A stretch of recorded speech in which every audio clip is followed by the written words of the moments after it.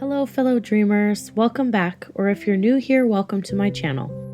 I'm Cress, and today I'm so excited to show you how I completely transformed my plaza for spring.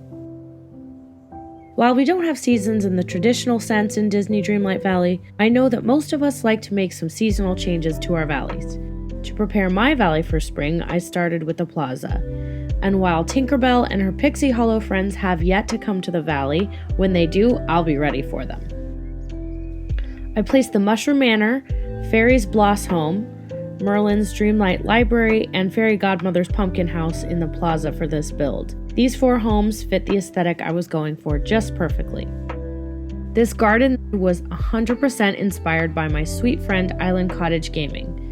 The gardens in her valley are absolutely breathtaking, and it was because of her that I realized that you can place these round planters in the grass for that gorgeous overgrown wildflower look.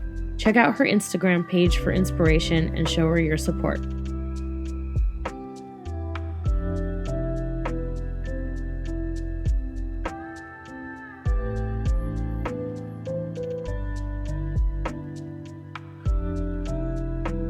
If you like cozy content like this, please consider subscribing to my channel for more speed builds and walkthroughs.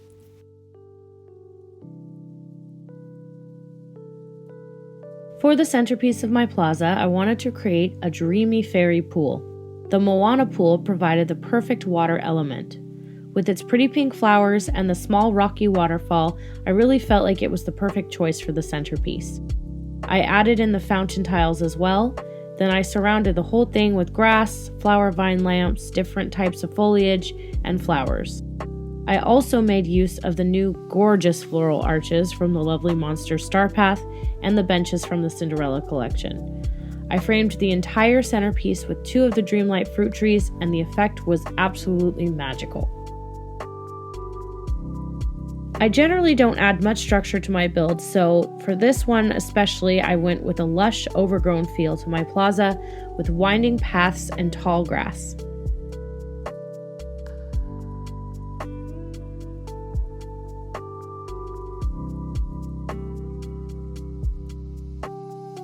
For Fairy Godmother's house, I used the leaf-strewn path.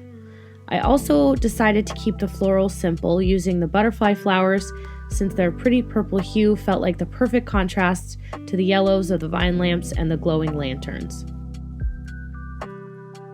For Merlin's Dreamlight Library, I stuck with cool tones. The blue luminescent flowers provided the perfect backdrop for the sword and the stone.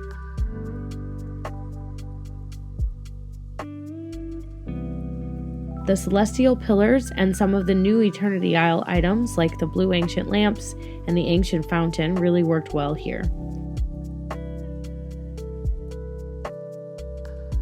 As with Fairy Godmother's house, I made use of the Lion King waterfalls to frame out the foliage that lined the walkway. Can I just say I love this cute little transition area? I'm usually not that good at making cute transitional areas, but I love the way the frozen willow just drapes over this area. It makes it feel so closed in and cozy.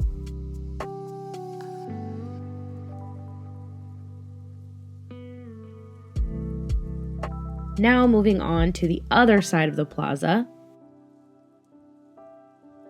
I put my multiplayer portal straight ahead here, and I tried to add some trees and waterfalls to make it blend in a little bit more.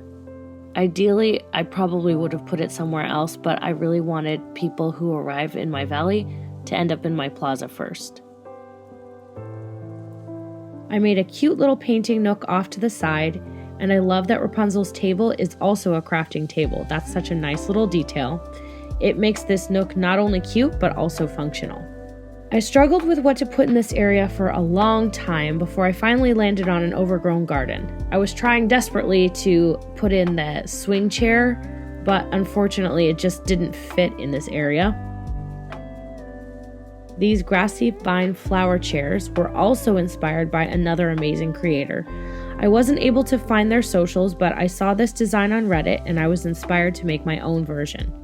The Reddit user was Scinith, and they have posted some really amazing designs, so you should check them out.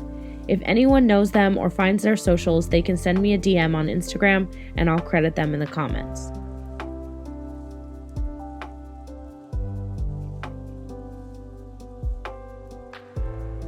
For the fairies' blossom home, I used the flower arches to make a small peaceful courtyard.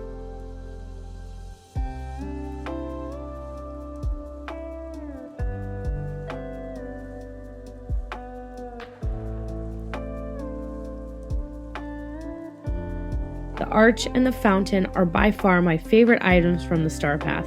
I've already used them all over my valley, but they look just perfect for this area.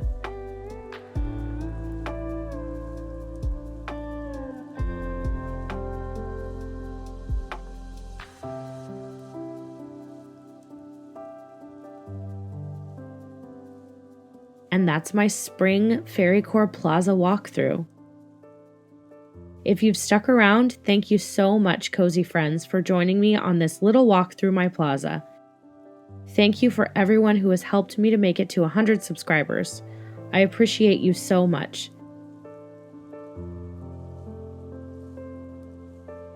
I'd love to hear your thoughts on this build in the comments. Your support through likes and comments means so much to me. I'll see you next time.